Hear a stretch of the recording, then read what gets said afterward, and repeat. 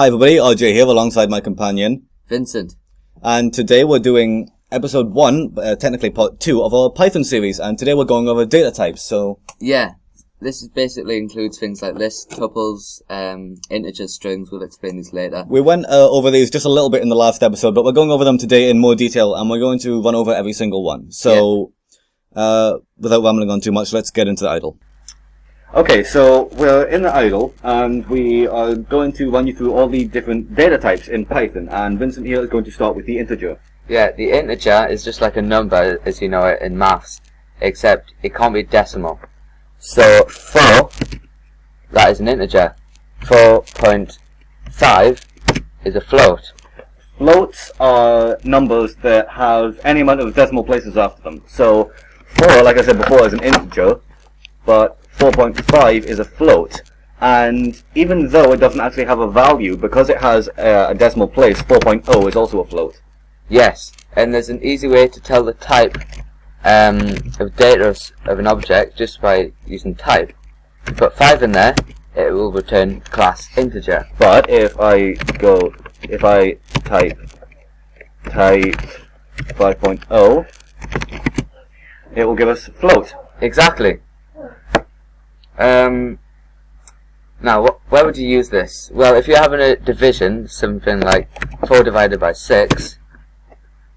It's going to return a float, because yes, that's 2/3, for those of you who passed secondary school. Yep. However, if you're going to times something, that would be an integer. Of course. Unless you were timesing by a float. Yes. Timesing, multiplying, sorry.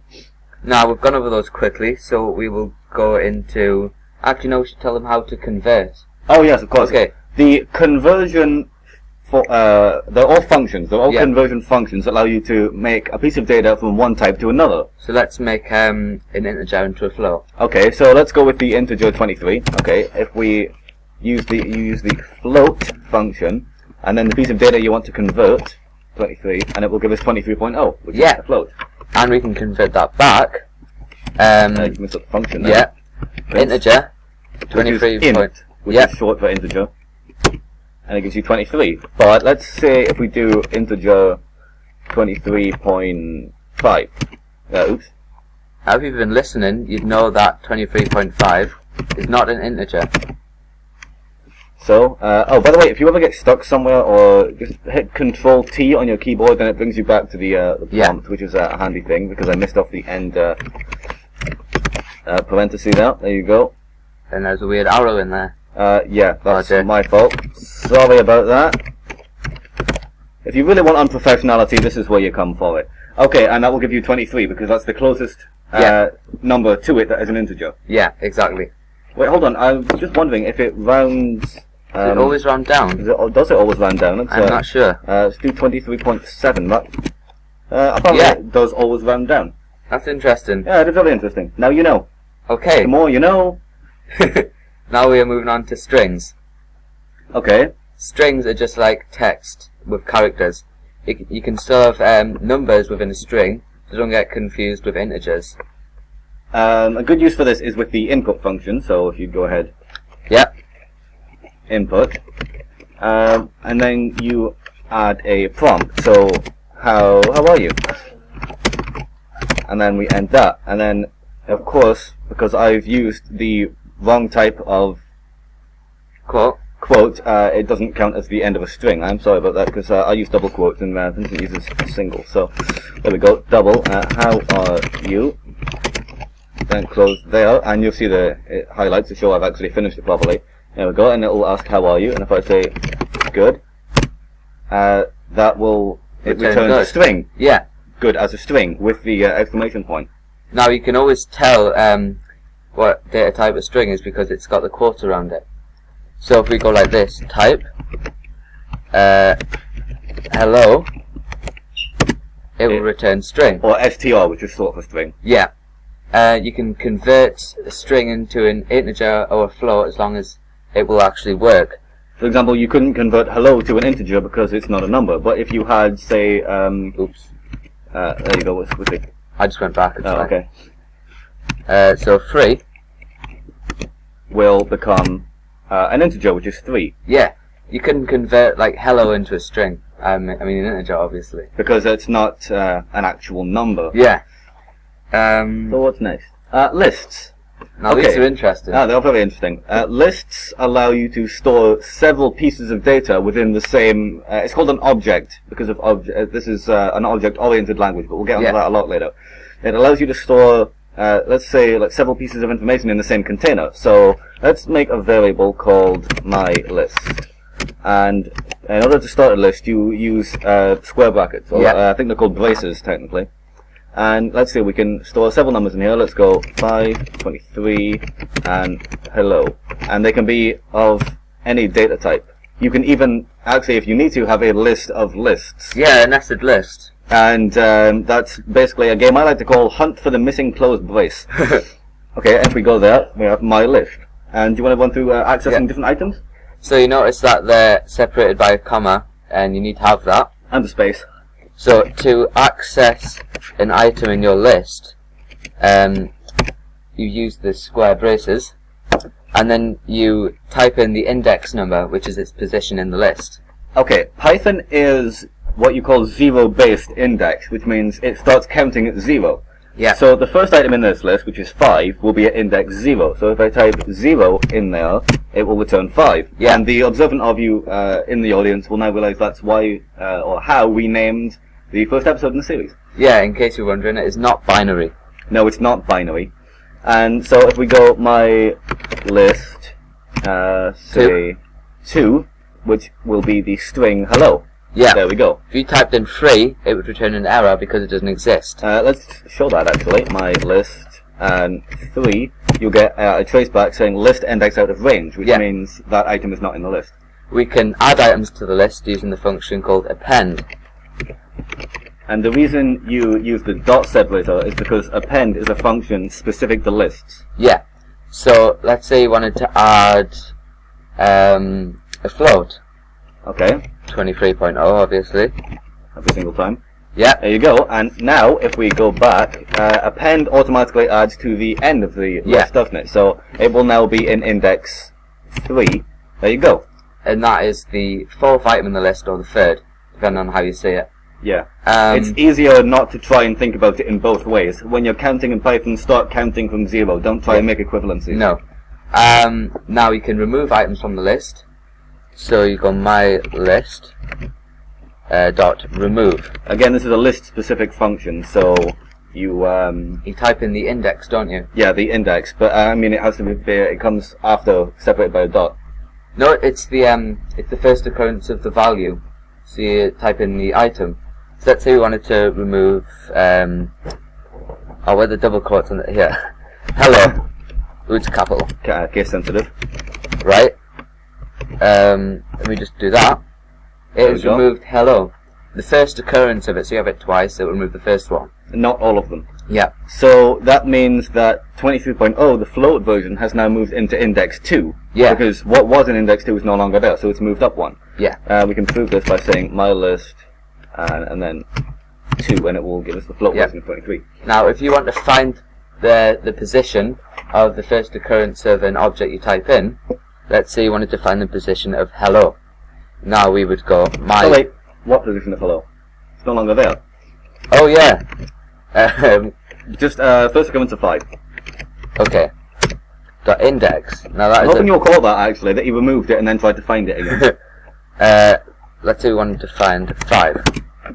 It's the first place in the list, so it returns 0. Okay. It returns the index number of the first occurrence of that value.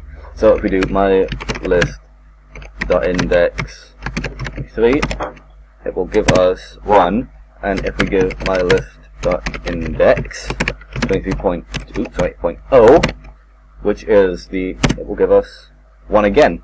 Yes. Because in a list it doesn't distinguish between 23 and 23.0 because of an equivalency measure in Python. I think that's a new function in Python 3.3. 3.3, yes, It'll automatically convert it for you. Also, we showed you earlier up, I think I can scroll up and show you at the start of the lesson, we did this 4 over 6, which returned 0.6 recurring. Yeah. Up to a certain point, obviously.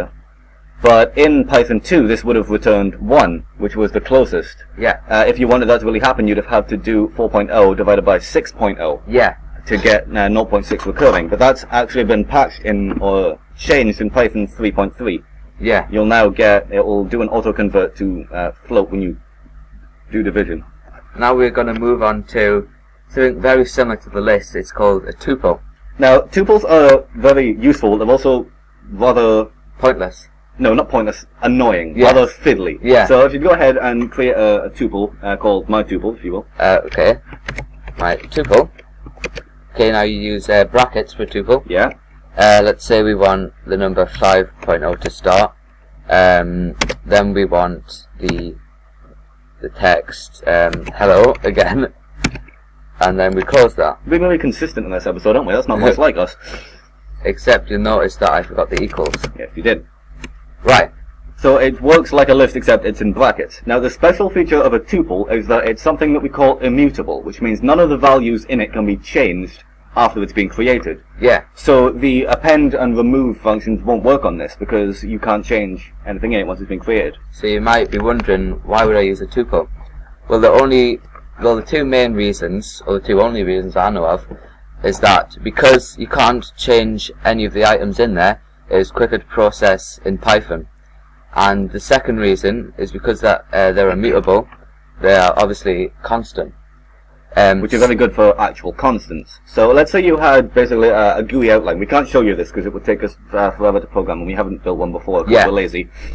So what we'd have to do is when you add an item onto a GUI, you have to specify a certain position for it. Yeah. And so it's best to store these in tuples, because then you can't change them by mistake, say if you access the wrong list.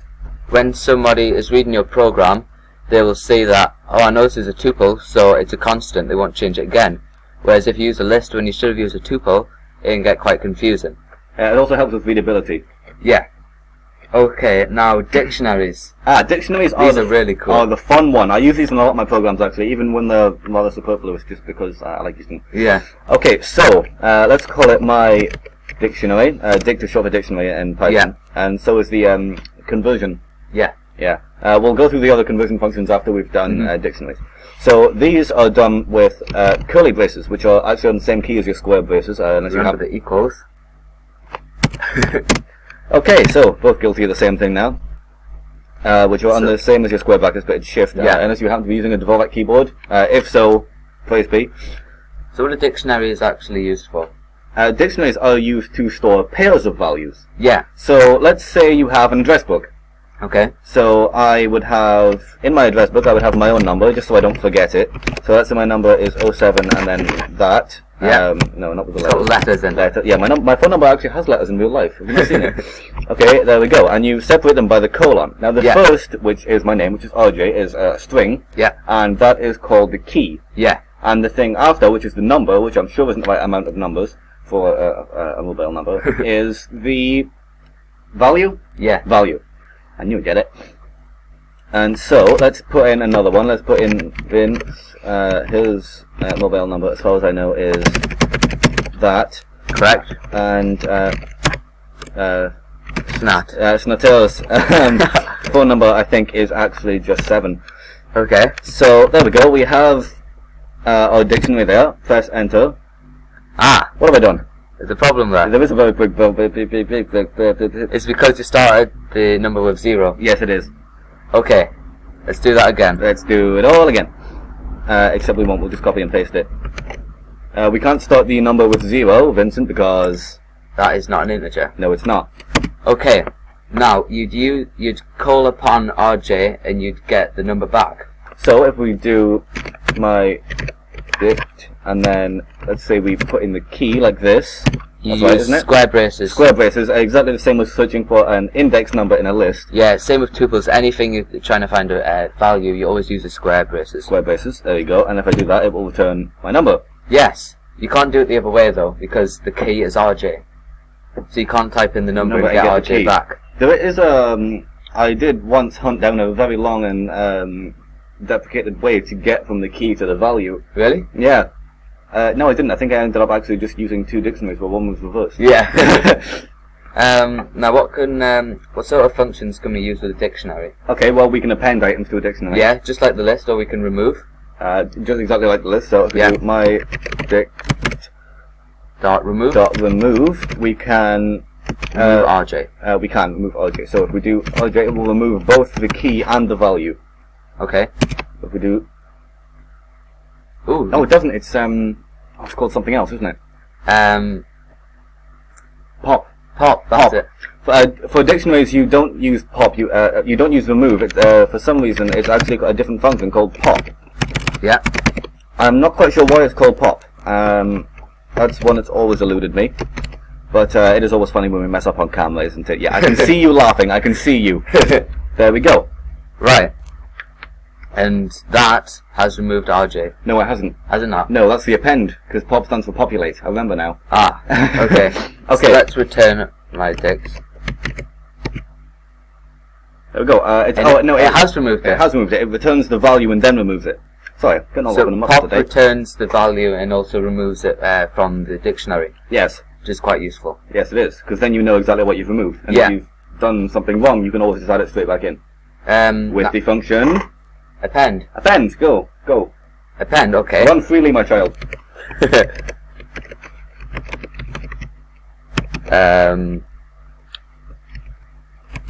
String.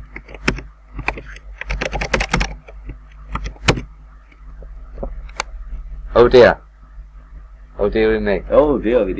Oh dearest me. Oh, Vincent, what have you done here? It is not working. It isn't working. Okay, apparently you can't do that. No, so let's forget that ever happened. And move on to the conversions. Yeah. Okay, so the we taught you the ones for integer and float, obviously. And the ones for string are str. So let's say we have the number 23. That will return 23, but in a string. Yeah. We can convert lists to tuples and tuples to lists. So let's say we have, let's use the my list that we had earlier. So my list does still exist. So you need a function yes, at the start. I do. Is it just tuple? Yeah. Okay. Tuple, and then we go. We can tuple my list. Yeah.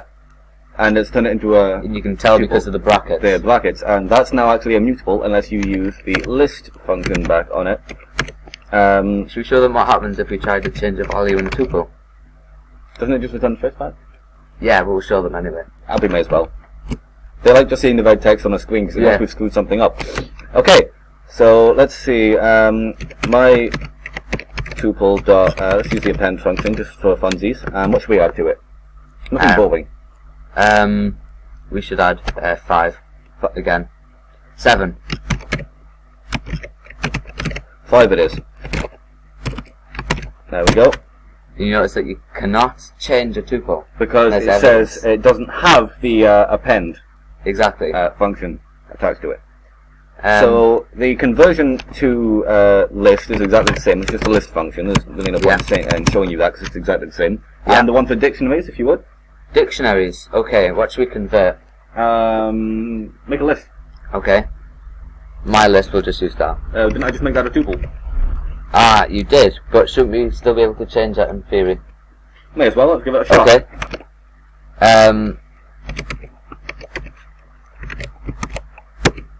And you cannot convert lists to dictionaries. Or it's a tuple. A tuple, rather. It's a tuple called my list. Yeah, because dictionaries have 2 values for each item. Yeah. A value and a key.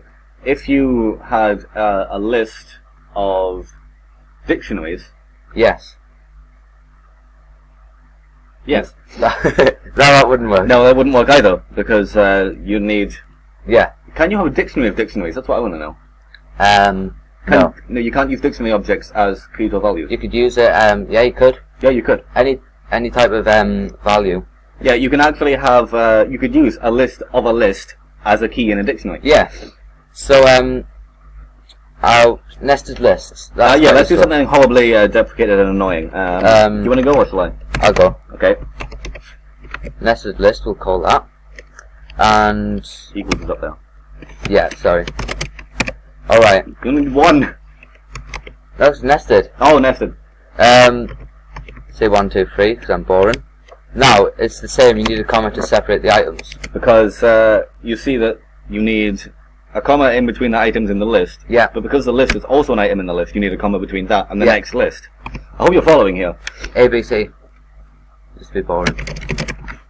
That's Right. it. I always put spaces in between my things. You may not, because it saves on like a few bytes of data, but Yeah, okay. but it's easier to read. Yeah, it is easier to read. And you can see it's complete because Always, it's highlighted. wait. Python life lesson. Always go for readability over a few bytes of data. Yeah. Now let's find an item in our nested list. Go for the first. Okay. Which is not 1, it is actually 0. Well done, if you remembered.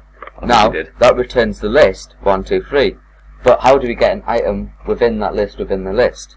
Well, that is quite easy. You just do nested list, because that's what we've called it. The first list in that list, 0. Then let's say we want the second item in the next list. So that would 1. be, yes, 1. 2. Okay. Now that gets that gets 2, doesn't it? Yes. Yes, it does, because if you look, the first list is 1, 2, 3, and the second item in that list, which is index 1, is 2. Yes. This is useful for storing a group of coordinates with x, y values. Of X, Y, Z values. X, Y, Z, yeah. So you could have x, y as one list, then the next coordinate is x, y, and have that within a list. Yeah. So I think that'll do for this episode. Yeah, that was quite a detailed episode. Yeah, well done if you stuck right through to the end. We're proud of you. We really are. We'll probably send you like a chicken or something. And you'll certainly see us using these later on, but maybe not tuples because they're rubbish. Yeah, I don't know what it is. We just don't like tuples. No. So I think that's it for the episode. I should get that on a tuple. On a t-shirt. We don't like tuples here. So I'll see you later. See ya. Bye from Vincent. And me, RJ. Bye. FO.